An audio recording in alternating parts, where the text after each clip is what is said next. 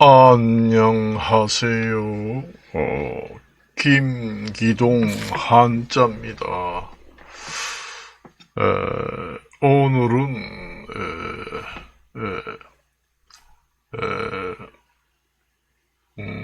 날씨가 온화하고 운신하기에는 적당한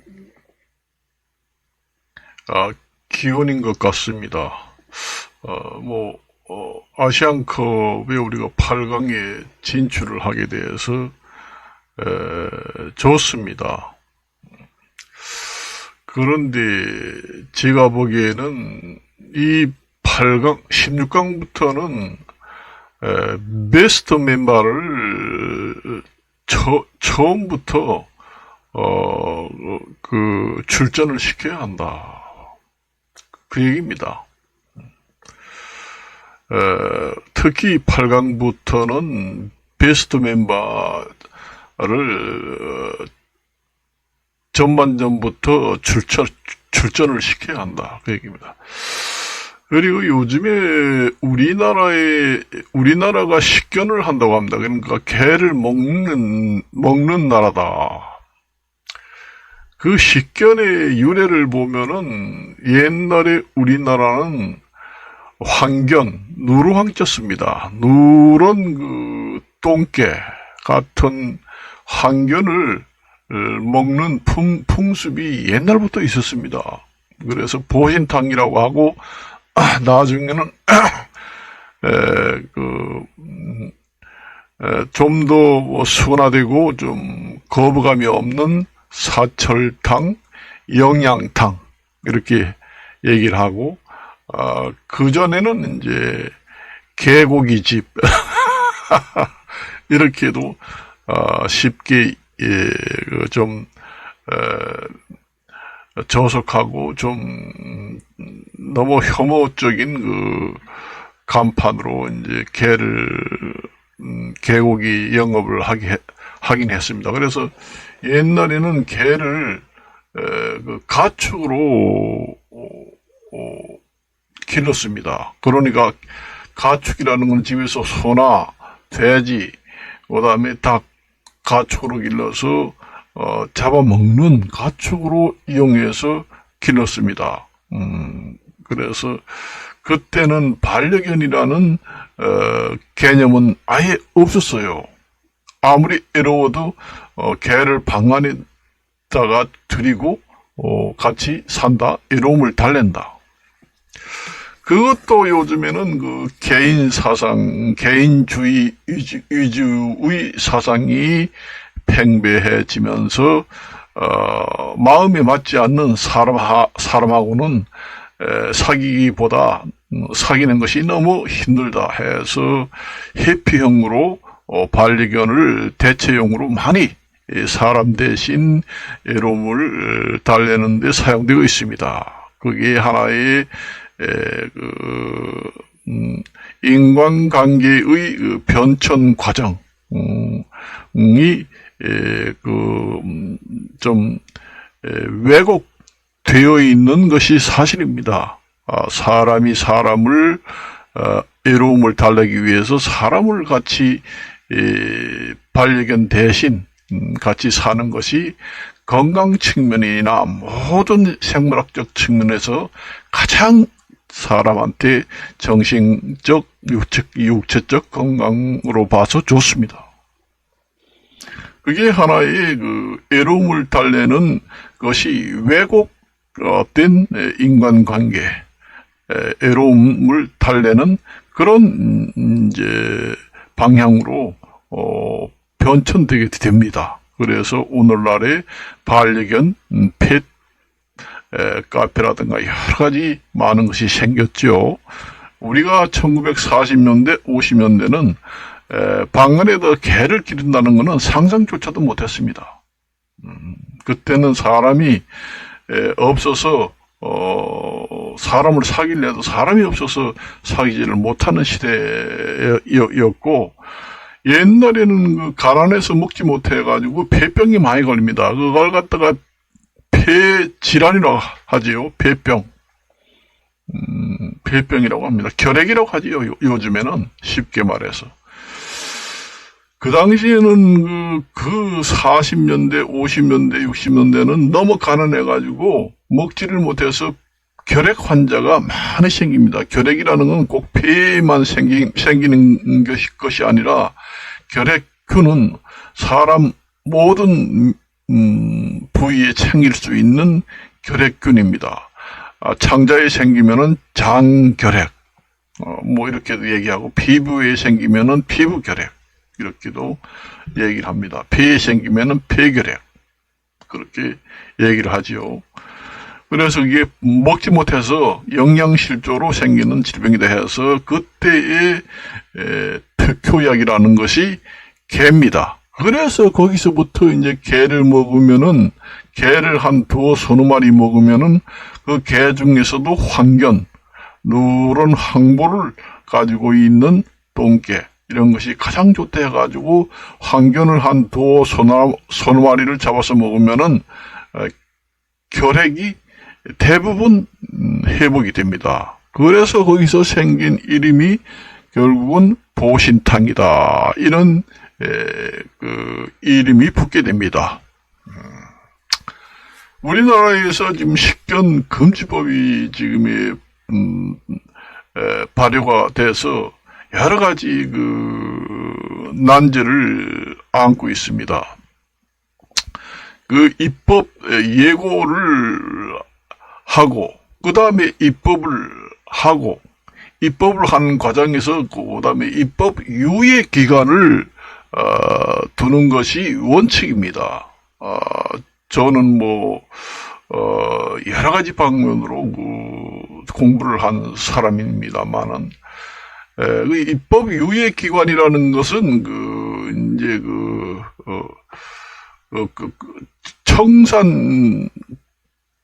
회사의 청산 절차와 같은 유예 기간입니다. 그러니까 과도기 기간을 두어서 정리를 하라. 그러니까 국민들이 법을 시행하기 전에 유예 기간을 1, 2년이라든가 3년 동안 두어서 식견 금지법이 정식 발효되기 전에 유예 기간을 두어서 과도기 기간을 두어서 정리할 수 있는 청산 기간을 주자는 의미의 유예 기간입니다. 그래요. 그 기간에 이제 식견 금지법을 바로 시행하기 전에 유예 기간을 둔 후에 즉시 그 식견 금지법이 발효되는 그런 과정을 두는 것은 국민들이 사전에 그 개를 길러서 많이 식육견을 많이 기른 상태에서 그 개를 보신탕집을 아직까지는 운영할 수 있으니까 다 팔고 2, 3년 동안에 정돈을 하라. 그래서 즉시 법을 시행하는 과정에서 피해가 올 수도 있는 것을 국민들이 피해를 당하지 않게 사전에 정리할 수 있는 기간을 주는 것이 바로 유예 기간입니다. 그래서 유예 기간을 두는 것이에요. 유예 기간을 두는 취지가 그렇습니다. 바로 계도도 하고 정돈을 해서 국민들이 사전에 갑자기 시행해서 피해를 입을 수도 있으니까 미리미리 2, 3년 동안에 그 식육견을 100마리, 1000마리를 길렀다고 하면 한 2, 3년 동안은 개고기를 먹고 장사를 할 수 있으니까 그 사이에 손해를 보지 않도록 청산 절차를 감행하라, 그 얘기입니다. 그렇게 해주면은 국민들이 가성고초, 미령고 이렇게 하잖아요. 옛날에 여러분들이 암행의사라는 게 옛날에 말하자면은, 감찰 기관입니다. 말하자면은. 그런 때도 이제 아주 부정부패가 심해가지고 가는 곳마다 민원이 하늘을 찌른다. 그래서 가성고초 민원고. 그래서 이송영이가 이제 지필묵으로 지은 시 중에 일부 글귀입니다. 그렇게 유예 기간을 두면은 국민들이 사전에 미리 정리를 해가지고 손해를 안 보고, 뭐, 한 마리당 200만 원 달라, 100만 원 달라, 이런 얘기도 없습니다. 그런 민원도 사전에 차단하고 없게 만들기 위해서 유예 기간을 두는 겁니다. 모든 법이 그런 절차를 밟아야, 국민들의 민원이 없어지게 됩니다. 그걸 아셔야 돼요. 그래서 계도 기간, 유예 기간은 반드시 충분한 시간을 주어서 사전 입법 예고를 하고, 그 다음에 입법이 된다고 하더라도 시행은 유예 기간이 끝난 이후에 정식 발효가 된다. 그래서 2, 3년의 유예 기간 정돈 청산할 수 있는 기간을 충분히 준다면은 한 마리당 개 200만 원을 내놓으라. 이런 얘기는 없을 거 아니에요. 그래서 저희가 오늘 이렇게 얘기합니다. 우리나라 식견 문화라는 게 우리나라 옛날부터 있던 문화입니다. 우리나라만, 뭐 어떤 사람은 전 세계적으로 우리나라만 식견을 한다. 먹을 식자에다가 개견자입니다. 식견 문화라는 거는 우리나라만 있는 게 아니라 전 세계적으로 먹는 나라도 있습니다. 그래서 우리나라는 옛날 전통적으로 식견을 하는 나라로 돼 있습니다. 우리 고전책에도 보면은 나와 있어요. 그게 왜서 우리가 식견 금지법이 지금 현실에서 이렇게 화두가 돼서 입법이 될 수가 있었느냐, 이 과정을 한번 생각해 봐야 돼요. 아까도 얘기했지만은 인간이라는 것은 개인주의, 우리가 잘 살지 못하다가 산업혁명이 일어나가지고, 돈을 많이 벌고, 고성장을 하다 보니까 거기에 부수적으로 나타나는 부작용이 개인주의, 황금만능주의, 개인주의 사상이 팽배해지고, 거기에 부수적으로 따라오는 것이, 사람이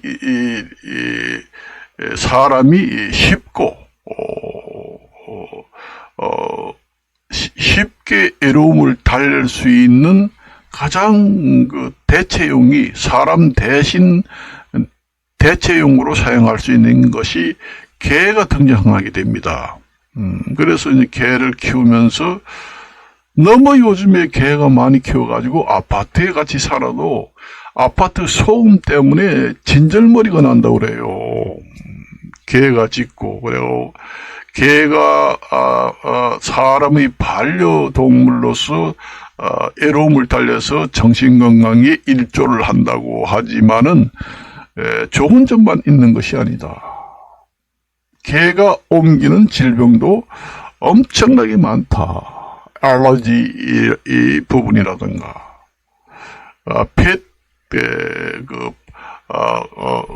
반려견 문화가 등장하게 됨으로써 부수적으로 영업 종류도 늘어납니다. 그러니까 여러 가지 애완견 가게들이 많이 늘어나죠. 사실상 엄밀히 따지면은 사람 건강에 가장 좋은 애로움을 달래는 것은 사람입니다. 사람과 사람의 인간관계에서 나오는 그 애로움을 달래는 교감, 감정의 교감이라는 것은 반려견이 할 수 없는 부분이 엄청나게 많다는 겁니다. 반려견은 무조건 순종하기 때문에 스트레스를 덜 받는다. 사람 때문에 이렇게 하라고 하면은 주인만 꼬리를 흔들고 마음대로 순종을 하고, 그러니까 사람은 사람하고 같이 살게 되면 여러 가지 다툼이 많이 분정생겨가지고 오히려 애로움을 달래는 게 아니라 스트레스를 더 받기 때문에 그게 이제 개인주의가 팽배하면서 사람 대신 대체용으로 이용된 것이, 애로움을 달래는 대체용으로 이용된 것이 동물 중에서 가장 인간하고 가까운 것이 개입니다. 그게 이제 개로 이제 애로움을 달래는 반려견으로 현실에 대두가 되면서 엄청나게 그게 성장을 하고 팽배해져 있다는 얘기입니다. 이게 또 문제가 돼가지고 집집마다 아파트에 개 때문에 몸살이 난다. 이런 지경에까지 와 있다는 얘기입니다. 그걸 아셔야 돼요. 그래서 모든 입법 과정은 유예 기간을 둬야 한다. 계도 기간, 유예 기간을 충분히 두어서 그 기간 안에 국민들은 1도 손해를 볼 수 없게 정리정돈을 충분히 하라. 그렇게 하면은 그 식견금지법을 설립하고 발효를 시킨다고 하더라도 국민들이 불만을 표시할 이유가 없습니다. 사전에 차단하는 효과가 그 유예 기간입니다. 집행유예만 있는 게 아니에요. 그래서 그러한 문제점이 있다. 그렇게 얘기를 이제 한번 해봅니다. 또 텔레비 보니까 뭐 한 마리당 200만 원씩 보상해달라. 그러자는 그 나라의 정치 자금이 부족한데 그런 얘기입니다. 그래서 돈만으로 가지고 문제 해결을 할 수가 없다. 그래서 영구적으로 근본적으로 문제 해결을 하기 위해서는 그러한 제도를 활용해야 된다. 민원이 생기면은 한 마리당 200만 원씩 달라고 하니 주자. 그렇게 하는 것보다 제도적인 그런 활용할 수 있는 제도적 장치가 있음에도 불구하고 그것을 활용하지 않는다는 것은 국비 낭비를 초래하는 결과만 되고 국민들의 그 민원만 많이 생겨서 국민들의 그 불신만 조장을 하고 국민들이 사기 진작이 떨어지고 그래요. 그런 것만 그것만 아니라 돈으로 모든 것을 해결한다는 것은 근본적으로 잘못된 정책이다. 그렇게 보시면 됩니다. 돈이라는 것은 한 번 주고 그 돈을 주지 않는다. 이것은 엄청난 그 국민들의 그 정말로 낙담할 수 있는 완전히 그런 과정이 항상 도사리고 있습니다. 그 밑바탕에는 여러분들이 예를 들어서 기초연금을 주다가 이제는 국가 재정이 적자고 나라 돈이 부족하니까 기초연금을 100% 주지 않겠다. 그래서 국민들한테 사전에 양해 공식 발표를 통해서 발표를 하고 이러이러한 사정으로 기초연금을 그동안에 지불했는데 지금부터는 없앤다. 그런 한번 과정을 우리가 예상을 한번 해봅시다. 엄청난 국민들의 파장이 심하게 옵니다. 영향이. 예, 그걸, 국가가 정말로 정치를 할 수 없을 정도로 무정부 상태가 돼가지고 지불 능력이 없을 때는 그렇게 된다고 하지만은, 그 정도가 되지 않는데, 주다가 안 주는 것은, 국민들의 아픔이라는 것은 이루 말할 수가 없어요. 그렇기 때문에,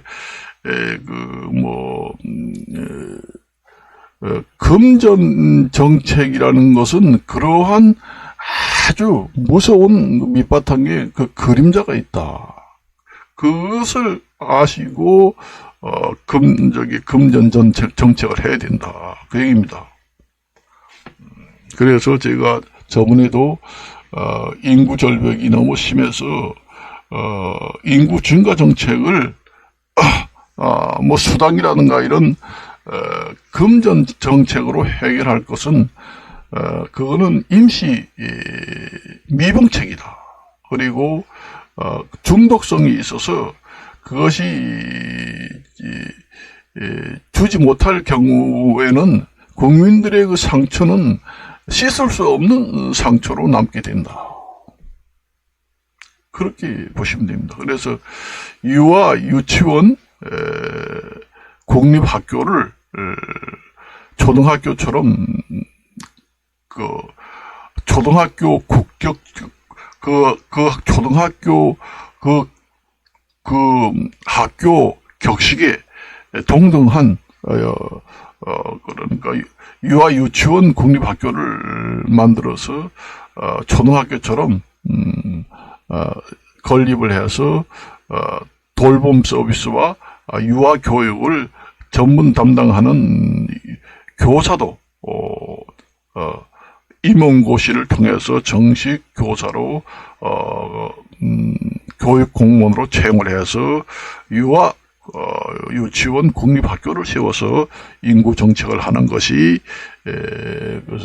수당 정책보다는 근본적인 정책이고 나중에 생각해서라도 국민들의 상처를 씻을 수 없는 상처를 주는 정책보다는 상처를 주지 않으면서 초기 건설 비용은 많이 들어갈지 모르지만은 정말로 특단의 뾰족한 정책이 될 수 있다. 그렇게 말씀을 드리면서 이것으로 마칠까 합니다. 안녕히 계십시오.